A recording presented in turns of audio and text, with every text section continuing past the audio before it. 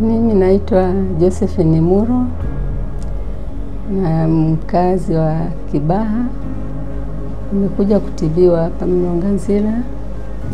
Nishatibiwa siku nyingi kwa matibabu ya kawaida, lakini tarehe 24 nimekuja hapa kwa ajili ya kufanyiwa operation ya goti.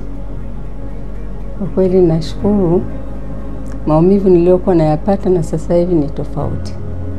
Naona kwamba huduma imeenda vizuri na nategemea kuruhusiwa. Kwa kweli huduma ya hapa iko vizuri. Kwa ujumla wanatoa huduma vizuri. Nashukuru sana madaktari walionitibu. Daktari wangu Dr. Makira amenisaidia kwa kiasi fulani. Nawashukuru sana na wahudumu na manesi wote hapa hospitali ya Mlonganzila.